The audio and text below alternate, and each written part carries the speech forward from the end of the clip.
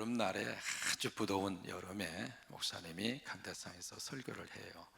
근데 그 교회는 에어컨도 없고요, 심지어 선풍기도 없어요. 그리고 얼마나 더워요. 특히 이 강대상에 있으면은 여러분 앉아있는 자리보다도 여기가 더 더워요. 그래서 땀을 펄펄 흘리면서 그러면서 이제 설교를 하시는 거예요. 설교를 하시는데 그날따라 이렇게 설교가 길어. 그래서 어쨌든 이제 예배를 마치고 저 뒤에 가서 목사님이 서 있는데 할머니 한 분이 목사님에게 와서 목사님 참 오늘 수고하셨다고, 애쓰셨다고.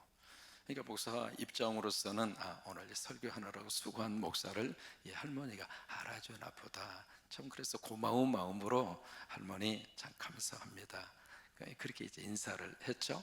그러니까 할머니가 하시는 말씀이 이런 날은 좀 짧게 허소 우리도 참 힘들어. 그러니까 이제 그 할머니가 그 목사님한테 그렇게 이야기를 한 거예요. 오늘 사도 바울은 여기 5절 말씀에 우리가 설교하는 주제가 이거다 라고 제시하는 게 두 가지예요. 저처럼 우리는 뭘 설교하는가, 우리를 설교하는 것이 아니라 전파라는 이야기는 우리가 이런 메시지를 전한다 그 말이에요. 우리가 전하는 메시지는 우리가 아니라 예수가 그리스도라고 하는 거. 내가 이거 설교하는 설교의 주제이고 설교의 메시지다. 예수가 그리스도다, 예수가 주다. 그 이야기는 예수가 우리가 기다렸던 그 메시아이고, 그리고 이 예수가 하나님이다. 그게 바울이 전하는 모든 메시지의 가장 중요한 포인트라고 하는 거예요. 두 번째는 우리가 당신들의 종이 된 것을 우리는 설교한다. 왜냐하면 예수님이 모든 사람들을 살리기 위해서 종으로 오셨거든요. 그러니까 그 복음을 전가하는 우리들은 예수 그리스도의 주다. 그 이야기는 교인들이 주목할 대상은 우리가 아니다. 목사가 별건 줄 아느냐. 목사를 아무리 사랑할 수는 있지만은, 그러나 그 설교자와 목회자가 주목의 대상이 아니라 우리가 바라봐야 할 그 대상은 우리가 아니라 우리가 전하는 예수 그리스도이다. 그게 이제 5절의 말씀이에요. 그러면서 1절의 말씀으로 가서 그렇게 선포를 합니다. 우리는 낙심하지 않는다. 1절에 그렇게 말씀을 하고 있거든요. 우리는 낙심하지 않는다. 여러분 예수 믿으시면서 낙심하지 마십시오. 새벽에 제단 싸우면서 낙심하지 마십시오. 참 이게 낙심하지 아니한다. 바울의 입장으로서는 낙심할 일이 참 많습니다. 고린도 교회를 누가 세웠는가? 바울이 세웠습니다. 그들이 어떻게 예수를 믿게 됐는가? 바울 때문에 예수 그리스도를 믿게 됐습니다. 그런데 그들이 바울의 사도권을 가지고 지금 흔들고 있는 거거든요. 그러니까 목사 입장으로서는 참 배신감이 느껴지는 거죠. 어떻게 저럴 수 있는가? 그런 위치에 있었고 그런 상황 속에 있었습니다마는 바울은 1절에서 그렇게 말합니다. 우리는 낙심하지 않는다. 왜 그러는가? 이 사도의 직분은 하나님이 우리에게 주신 거니까. 여러분들의 직분은 하나님이 주신 거예요. 하나님이 주신 직분이기 때문에 이 직분을 감당하면서 우리는 누가 뭐라고 해도, 누가 흔든다 할지라도 우리는 낙심하지 않는다. 근데 이 직분을 하나님이 어떻게 우리에게 주셨는가? 하나님의 긍휼하심으로. 하나님이 나를 사랑하셔서 하나님이 직분을 주셨고, 아멘입니까? 그러니까 그 믿음의 확신이 있으니까 누가 와서 무슨 말을 하더라도 낙심하지 않는 거예요. 하나님이 주신 직분 잘 감당하면 하나님이 우리 인생을 책임져 주세요. 하나님이 주신 직분 안에 있으면 하나님이 우리의 삶을 이끌어 가세요. 그래서 우리가 영적으로 어느 한 교회에 매여 있는 게 축복이고요, 하나님이 주신 직분에 매여 있는 게 축복이고요. 쉐키나가 이렇게 매여 있으니까 새벽에 안 나올 수가 없잖아요. 그런데 이 사명 감당하면서 은혜 받는 거예요. 그래서 다른 데 앉아 있을 수도 없고 여기 맨 앞에 있으니까 졸 수도 없고, 영적으로요 매여 있는 게 복이에요. 그러니까 내가 이런 상태 속에서 나는 하나님이 주신 이 직분 감당하면서 무슨 일이 있어도 나는 낙심하지 않을 것이다. 그렇게 여기 1절에서 고백을 합니다. 그러면서 2절의 말씀으로 가면 오히려라고 하는 단어로 번역하는 게 훨씬 더 낫습니다. 오히려 우리들은 어떻게 이 사명을 감당했는가 세 가지로 이야기합니다. 첫째로 우리가 이 사도로서, 이 직분자로서 이것을 내가 어떻게 감당을 했는가. 첫째로 우리는 숨길 것도 없다. 떳떳하다 그 말이에요. 두 번째, 우리는 당신들을 속여 먹은 것도 없다. 두 번째예요. 그 다음에 세 번째로 우리는 이 설교의 사역을, 이 목회의 사역을 나의 개인의 이익을 위해서 이 사역을 하지 않았다. 그러니까 낙심하지 않는다는 이야기예요. 그러면서 네 번째로 우리가 이 말씀 사역을 할 때 우리는 진리의 말씀을, 당신들에게 진리의 말씀을 바르게 선포했다. 이것을 내가 양심적으로 하나님 앞에서나 사람 앞에서 양심적으로 거리끼는 것이 없다. 그러니 우리는 낙심하지 않을 것이다. 참 이게 말이죠, 영적으로 참 우리 이 직분자들이 가져야 될 영적인 어떤 자기의 자존심이에요. 우리는 이렇게 사역을 감당했다. 그러니 누가 우리의 사도권을 가지고 흔든다 할지라도 우리는 낙심할 필요도 없고 낙심할 이유도 없다고 하는 거예요. 그래서 3절로 4절의 말씀에 내가 이 복음을 전하는데 이 복음이 누군가에 의해서 가리워졌다면, 그러니까 그 복음이 복음으로 들리지 않는다는 말이죠. 설교가 하나님의 말씀으로 들리는 것이 큰 복입니다. 그러니까 하나님의 말씀으로 그 설교가 내 속에 들려지고 그 설교가 내 안에 믿음으로 와 닿는 것이 믿음 생활의 행복이에요. 물론 설교자의 책임이 먼저 있습니다. 설교가 들리도록 설교를 해야죠. 설교를 딱 했는데 그 설교가 무슨 말인지, 지금 무슨 주제를 가지고 설교를 하는지 막 왔다 갔다 시간만 때우고 끝난다면 설교자는 하나님 앞에서 큰 책임을 물어요. 그러니까 설교자로서의 책임이 큰 거예요. 성도들이 들을 수 있도록, 성도들이 그 설교를 듣고 머릿속에 남는 게 있어야죠. 헨리 나우에는 그렇게 그 말씀을 요약합니다. 예수를 생각나게 하는 사람. 그 설교자의, 그래서 그 책임이 굉장히 큰 거거든요. 그래서 설교자의 책임도 큽니다만은 또 하나, 여러분들은 책임이 없을까요? 오여신도에는 책임이 없을까? 듣는 여러분들은 그 말씀이 내 안에 하나님의 말씀으로 들려오도록 우리 마음문을 열고, 그리고 그 말씀이 내 속에 들려왔을 때 아멘 하면서 말씀을 먹는 거예요. 우리 성광교회는 아멘 크게 하세요. 아멘 한 번만 하지 말고 아멘 아멘 하면서 욕심, 이 거룩한 욕심 갖는 게 축복입니다. 11조 바치면 부자 된다, 거룩한 욕심 갖는 게 복이에요.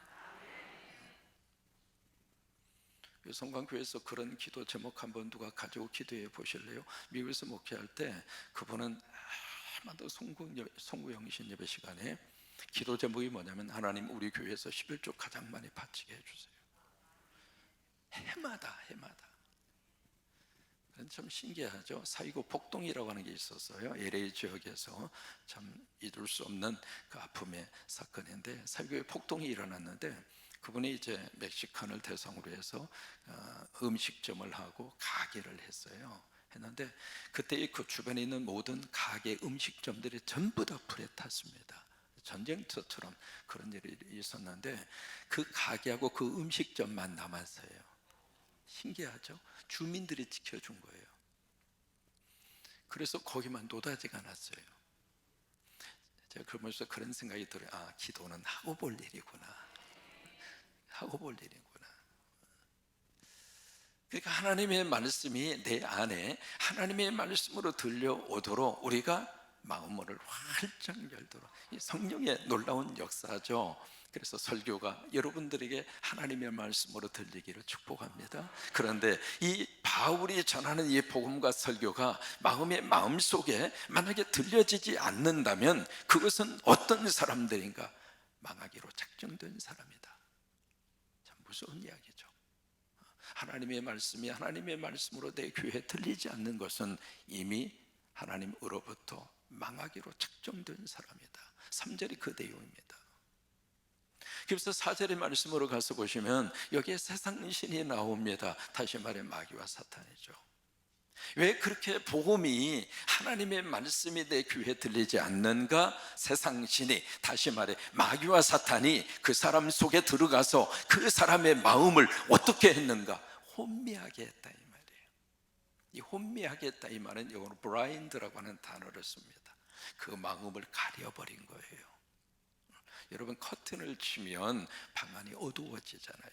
밖에 빛이 있다 할지라도 커튼을 치면 더 이상 그 빛이 방 안으로 못 들어오잖아요. 그런 것처럼 이 마귀와 사탄이 내 속에 들어와서 영적으로 커튼을 쳐버린 거예요. 그러니까 하나님의 말씀이 하나님의 말씀으로 내 귀에 들리지가 않는 거예요. 근데 어떤 사람들에게 마귀와 사탄이 그렇게 그 속에 들어가서 마음을 혼미하게 하고, 그리고 마음의 블라인드, 이 커튼을 치는가? 믿지 않는 사람. 여러분, 믿는 사람들에게는 마귀와 사탄이 들어와서 어떻게 하지 않습니다. 왜요? 여러분 안에 성령님이 계세요. 귀신은요, 귀신같이 알아요. 성광교회 교인들은 귀신들이 어떻게 못해? 왜 아멘을 하냐? 성광교회 교인들은 귀신이 왔다가도 무서워서 도망가 버려. 보통 센 사람들이 아니거든. 여러분, 이 교회가 보통 교회입니까? 절터 위에 세워진 이 교회여서요, 이 교회는 영적으로 센 교회예요. 이 교회에서는 애지간해가지고는 못 버티는 교회예요. 그러니까 이 교회에서 여러분들이 뿌리를 내리고 계신다는 이야기는 마귀와 사탄도 건들지를 못해. 할렐루야. 그러니까 누구에게 역사하는가? 불신자들에게, 들어갈 만한 사람에게. 그래서 들어가서 그 마음을 혼미하게 해서 그 마음속에 있는 커튼을 탁 쳐서 은혜 못 받게 하고, 하나님의 말씀을 못 듣게 하고, 복 못 받게 하고, 시험 들게 하고. 여러분, 그게요, 성령의 역사가 아닙니다. 세상신이 들어와서 그 사람 속에 들어가서 그 사람의 영혼과 마음을 이렇게 흔들어 놓는 거예요. 이 새벽의 재단을 지키는 우리 교회 학교 친구들, 우리 귀한 자녀들에게 마귀와 사탄이 절대로 틈타지 아니하도록 하나님이 저들의 영혼을 지켜주시기를 바라고, 그러면서 5절의 말씀을 우리에게 주신 거예요. 우리가 증거하는 게 뭔 줄 아니? 우리가 설교하는 내용이 뭔 줄 알아? 우리가 아니야. 나 드러내는 게 아니야. 여러분, 설교는 목사가 자기의 자랑하는 시간이 절대로 아닙니다. 그래서 여러분들이 설교를 들을 때에도 분별력이 필요합니다. 저 설교자가 제대로 설교하는가, 영적으로 분별하셔야 돼요. 그러니까 설교의 가장 중요한 핵심의 내용은, 어떤 주제를 가지고 설교를 하든지 설교의 마지막 결론은 우리가 믿는 예수가 그리스도다, 우리가 믿는 예수가 하나님이다. 그거. 그래서 이게 아주 중요한 말씀을 우리에게 가르쳐 주고 있습니다. 자, 보실까요? 6절입니다. 같이 읽습니다. 어두운 데에 빛이 비치라 말씀하셨던 그 하나님. 자, 보세요. 어두운 데에 빛이 비치라. 언제 하나님이 이렇게 말씀을 하셨을까? 창세기 1장 3절입니다. 창조입니다. 어두움이 있는 이 세상 속에 하나님의 빛이 있으라, 빛이 있으라 말씀하심에 빛이 있었다 이 말이죠. 하나님이 말씀하시면 말씀대로 됩니다. 그래서 설교가 하나님의 말씀으로 들려지면 설교가 내 인생의 복이 됩니다. 하나님의 창조의 역사는 그 창조의 역사로 끝나지 않고 지금도 매 예배 시간마다 말씀을 통해서 내 영혼의 창조가 일어납니다. 망가졌던 거 말씀을 통해서 우리를 고쳐주시고, 내 영적인 어두움 속에서 방황하고 있을 때 그 말씀으로 내 인생에 다시 한번 환한 빛을 비춰주시고, 말씀으로 우리를 치유하시고, 말씀으로 우리를 길을 안내해 주시고, 우리 이민족 가운데 하나님 빛이 있으라 말씀하셔서 헌재가 속히 바른 판단을 할 수 있도록 도와주시고, 이 혼란과 혼돈이 예수님의 이름으로 물러가게 하셔서 빛이 있으라 말씀하신 하나님이 우리 민족에게 다시 한번 이 대한민국에 빛이 있으라, 대한민국에 빛이 있으라 말씀해 주시기를 우리는 주님의 이름으로 기도하고 그렇게 되어지기를 축복합니다. 그러니까 어두움 속에서 있는 그들 존재 속에 빛이 있으라 말씀하셨던 그 하나님이 6절 말씀 다시 봅니다. 예수 그리스도의 얼굴에 있는 하나님의 영광을 아는 빛을 우리 마음에 어떻게 했다고요? 비추게 했다는 거예요. 여기 빛이라고 하는 단어가 이 성경 속에 3번 나옵니다. 근데 가장 먼저 이 빛이라는 단어가 4절에 나오거든요. 이 4절에, 자, 4절에 같이 한번 읽겠습니다. 그 중에 이 세상의 신이 믿지 아니하는 자들의 마음을 혼미하게 하여 그리스도의 영광의 복음의 광채가 비치지 못하게 하미니 그리스도는 하나님의 형상이니라. 여기에 이렇게 좀 해석하면 좀 이해하기가 쉬울 거예요. 복음이 뭔가? 그 질문 앞에 대해서 복음은 그리스도다 이렇게 나가는 거예요.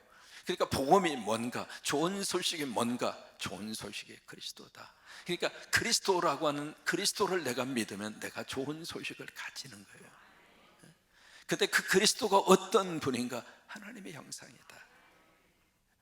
근데 그 하나님의 형상인 그리스도의 그 복음의 빛, 그 빛, 그 빛이 바로 여기에 그리스도의 영광이라 이 말이죠.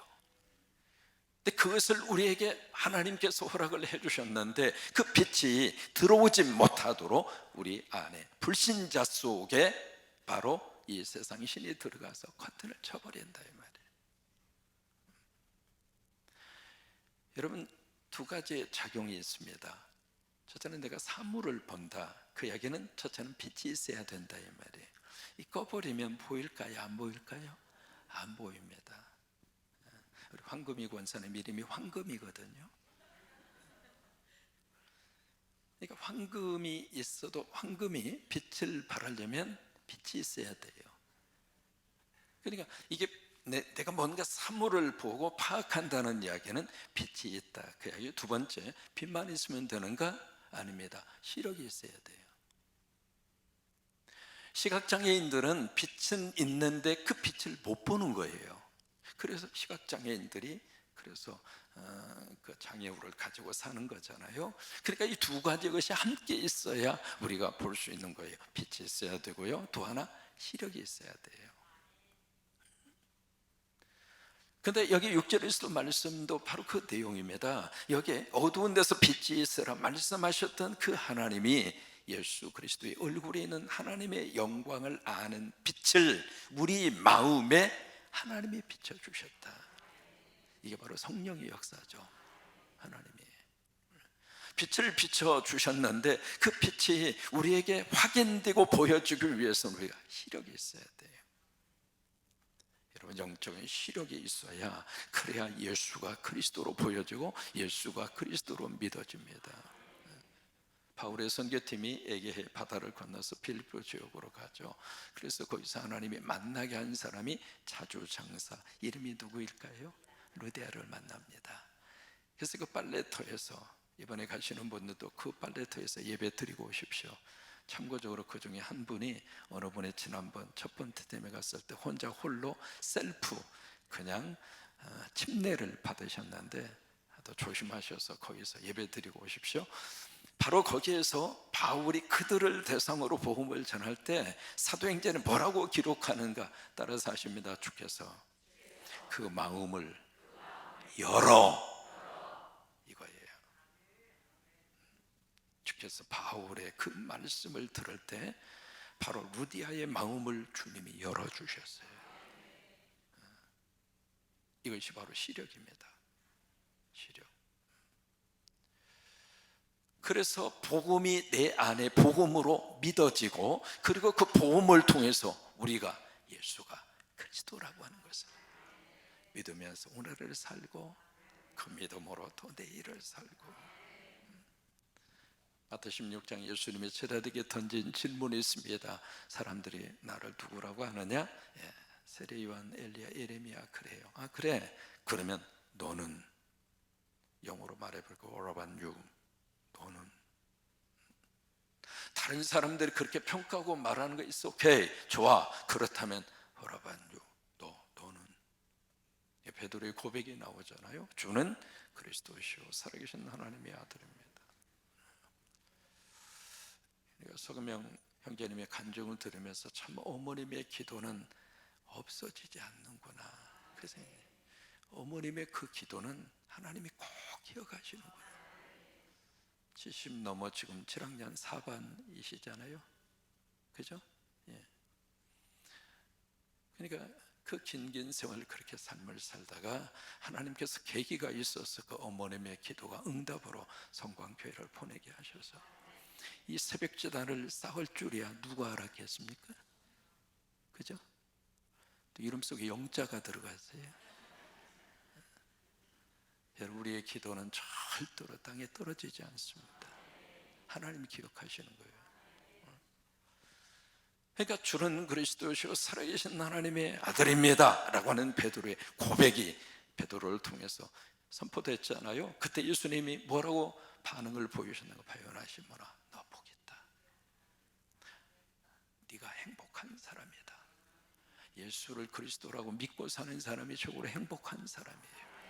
예수가 그리스도이고 예수님이 나를 구원해 주실 분이고 예수님이 우리를 살려주실 살림꾼이고, 그래서 우리가 이 새벽에 우리가 예수를 먹습니다. 오늘도 예수 먹고 행복하게 사십시오. 같이 우리 찬양하십니다.